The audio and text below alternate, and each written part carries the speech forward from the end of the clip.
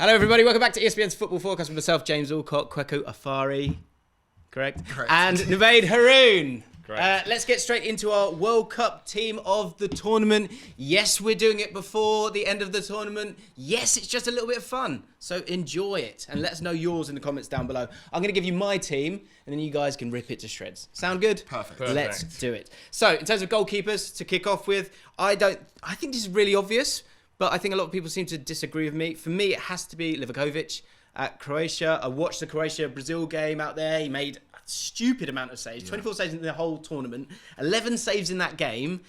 Loads of penalty saves against Brazil. Brazil are good. And, of course, the penalty shootout against Japan as well. I thought he was amazing. He was incredible, and he's definitely in the top three in terms of keepers of the tournament. He made probably some more memorable saves than the other keepers in the tournament, and definitely was a huge part in Croatia getting where they did in the tournament. But I think you can't look past Bono. And Bono was dodgy though. No, he wasn't. He was a perfect tournament keeper. Had a few moments that were questionable, but if you look at the defensive record that's been harped on about in terms of Morocco and what he meant to his side, and he kind of galvanised his team, I can't look past him as the keeper of the tournament. Just because when you think about this World Cup, I think you'll remember Bono more than maybe any other keeper, depending on what Emi Martinez does in the final. Do you agree with that? Because I think, look, in terms of penalties, Livakovic has made more saves from penalties as well. But that's like it's like. But that's the thing that you're giving Bono. No, I'm not. I didn't. Okay. What are you giving him then? I feel quite passionate about this one. I think the Livakovic performances against Brazil, like the 11 say, all of them were at him. Like there was one that was difficult. There was one that was unbelievable, at least. Unbelievable was a stretch. I thought they were great saves. I think there was like a couple of saves you expect your keeper to make, but then against Argentina, he was poor. So he gave away the pen, which Let's not get even started on the pen. It was debatable, but then the goal, the actual finish was straight at him. I know Alvarez was right next to him, but Alvarez barely touched the ball when it went in. And I think Bono was just calmer. And I like my keeper to be calm, make goalkeeper look easy. Do you know what? The great thing is there's three of us, so we're going to go with the majority vote. Are you both going Bono? Could we just? Do you not think it was a pen in Argentina game? Or I think it was certainly. I don't think it was a mistake from him. I think the guy's. Who was it? Alvarez, right? Yeah. He kicked the ball and he stood there. Okay. No? I think it was a clear foul. I think it was a mistake for the keeper. That's not the topic. So, okay, I'm voting for Livakovic. You guys are not. Bono. Okay. What a beautiful day for Bono. Defenders, right back. Easy, right? Picks itself. I think, let's all say it together. 1, 2, 3. Hakimi. Yes. Oh, I don't want full name. Okay, you went full name, fine. Absolutely stunning, wasn't he? Pocketed how many wingers in the tournament, and crucial in the way that Morocco played as well. The quality was down that right-hand side in terms of Ziyech and Hakimi, a really, really easy one. I mean, is there anyone else you can really chuck in there? Dumfries, maybe? Dumfries had 190 minutes. Yeah. Like where he was outstanding, but in the following 90 minutes he was poor. Yeah. And that's Denzel Dumfries, I think, in a nutshell. Okay. So Easy. Centre-backs. I think there's one easy one here, and then I think one's up for grabs. I think the easy one is Gvardiol. Yeah. The Messi moment aside, which it will be the caveat that will follow him around when it comes to this World Cup. He was astounding against Belgium. Yeah. The game, some of the little moments. Yes, Lukaku had an absolute stinker, but he was absolutely stunning. Put about 20 mil on his price tag. For a Chelsea fan, that's got to be really frustrating. It's very frustrating, and like I said before, the commentators just talking about him endlessly and adding million upon million onto his price tag was frustrating. And also, World Cups are about moments, and the fact that he came into it wearing a mask is kind of iconic. And he had that big tackle on Lukaku, probably the tackle of the tournament. He is incredible. He plays above his years. He's only 20 years old and plays like he's 31, 32, a centre back in his prime. And he's definitely a big move on the horizon for him. He's such a good defender. For sure. So I think that's an easy one, yeah? That was one of the two. Who's your other centre back that you would chuck in there? Otamendi. You go with Otamendi, are you? Brave. I think like out of the entire Argentina backline, especially the three centre backs, if you think about Lisandro Martinez, he's been in and out of the side because Otamendi and Romero have held it together.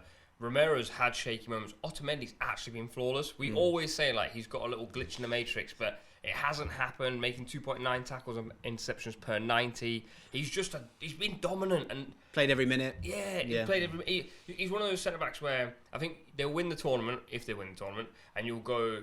There was 3 players that stuck out: Emi Martinez, Otamendi, Messi, and the rest of them chipped in Otamendi is the guy, man. Julian Alvarez Oh, yeah, is screaming right now. He is not happy. Okay, so you're putting Otamendi. I wouldn't put Otamendi. I would go with Saiss. I think like 100% aerial dual success rate is the most ridiculous stat from this World Cup. We were saying before we started recording, pinged his hamstring about 5-6 times, still stepped up. And, you know, Morocco didn't concede many goals, and I think he was a huge part of it. So, although it wouldn't fit in a 4-3-3, I would sort of make a space for him. Is there any other notable mentions? I picked Varane. I know he didn't play the first game for France in this tournament, but if you look, he's really come to the fore in the knockout stages. France haven't conceded the goal from open play. Is that right? In the knockouts. In the knockouts. Yeah. And so I just think the way he's led, and he's had different centre-back partners. Mancano's been there, we've seen Konate come in, but he's been the one constant and the one kind of calming presence in that back four for France. And if France do go on to win this tournament, he'll be a huge reason for that. And I just think what he does, especially for his national team, is invaluable in terms of France had to defend for their lives against Morocco, and he was there. And they gave up 61% possession, but you had faith that they weren't going to concede, and I think a huge part of that is Raphael Varane. In all fairness, that game was more Konate than Varane, just putting it out. Yeah, Konate was... There was certainly a moment where Konate did an amazing bit of defending, and then Varane did an amazing bit of defending within about 30 seconds. So I think that's been a nice element of control there. Okay, we've got problems here. So we've got Otamendi, we've got Varane, and I've gone with Saiss. If you couldn't vote for your one, which one would you vote for? Out of those two. Saiss. Yeah, Saiss makes it great. Happy days. Okay, left back. 2 left-footed centre-backs, sorry. It's fine. Let's not get... left back. Kweku. Where do you want to go with the left backs? I think there's one option for this as well, personally. I'm going Marcus Acuna. I think he didn't start the tournament against Saudi Arabia. We saw Tagliafico start, but he came into it. The problem is picking Acuna is he's missed 2 games for them. He missed the last game through suspension. He missed the first game because he wasn't first choice. But I think the games that he's played for Argentina, he's looked very, very good. He's industrious and versatile. They moved to a back kind of 5 against the Netherlands, and he did that role and left wing back very, very well. I think I'm probably going to nick a move. He's played well for Sevilla this season, and I just like his industry up and down that left-hand side, and I think he's added a lot to this Argentina team. So for me, I'll pick Acuna. Okay, there's one answer for me. Teo Hernandez. Yeah. Can you see past him? No, I don't. In my head, I thought you were going to say Teo Hernandez. So I was quite surprised you said Acuna. I think it's 2 solid games, but Teo Hernandez is a bit of an annoying one because every team has gone after him. And so every team's targeted that left side, but then at the same time going, but Mbappe plays in front of him. It's not really his fault that he keeps getting caught 2v1. He's been left alone quite a lot. I think in terms of attacking ability as well, getting himself a goal in the semi-final, I think he's been pretty impressive.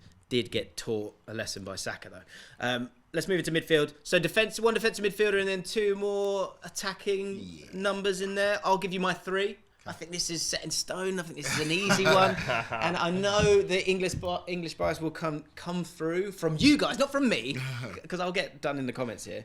But I'm going for Amrabat, easy, Griezmann, possibly player of the tournament. Griezmann. Yeah. Let's see what happens in the final.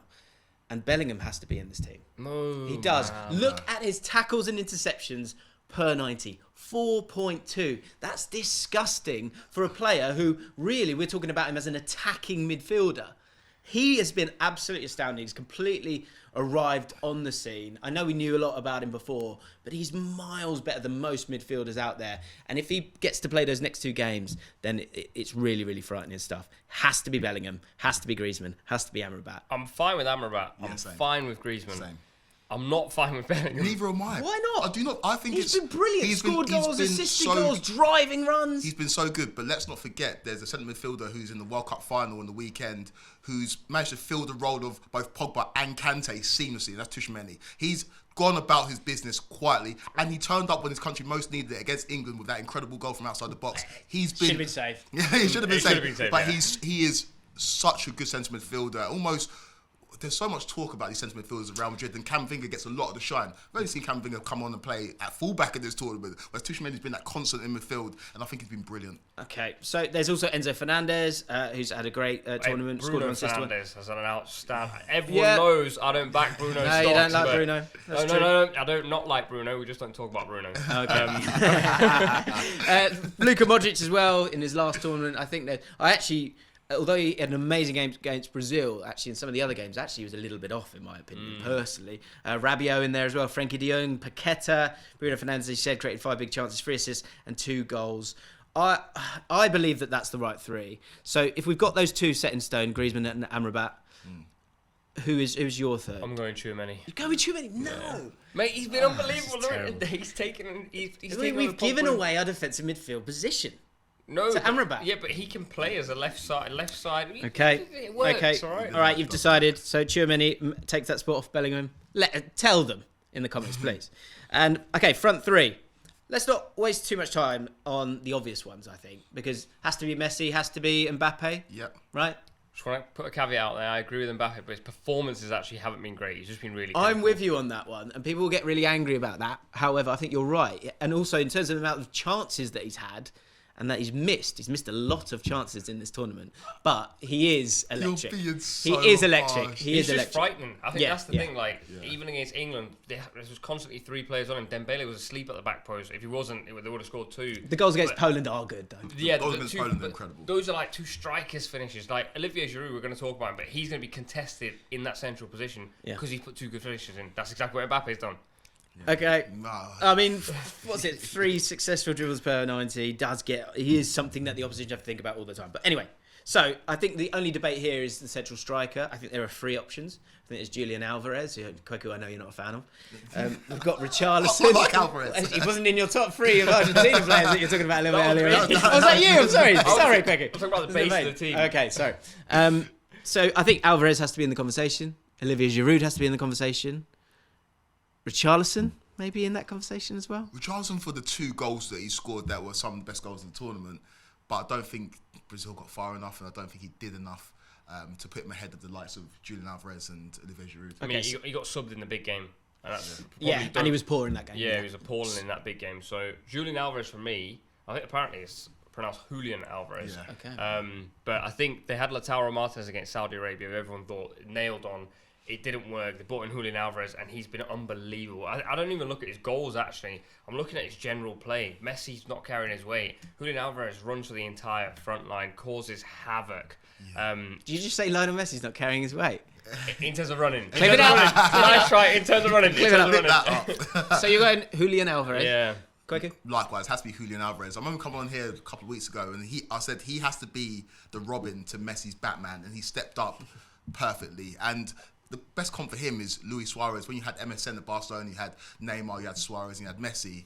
What Julian Alvarez does is similar to what Luis Suarez has done. The first touch doesn't always look amazing. Even the goal he scored, the solo effort, Yes, there's a lot of like bounces that come off his shin, but he gets the job done. And he scored 4 goals in 4 starts. I don't think you can look past him. I feel bad for Olivier Giroud. We were like giving him his flowers before, but Julian Alvarez has been amazing this tournament. If Giroud scores in the final, do you swap it round? Yeah, I think if Julian Alvarez scores, you have him in. If Giroud scores, If you France put him in. win and Giroud Yeah. scores. Yes. Okay. Let us know in the comments down below what is your best 11 of the World Cup. Thanks so much for watching ESPN on YouTube. And for more sports highlights and analysis, be sure to download the ESPN app. And for premium content and live streaming, subscribe to ESPN Plus.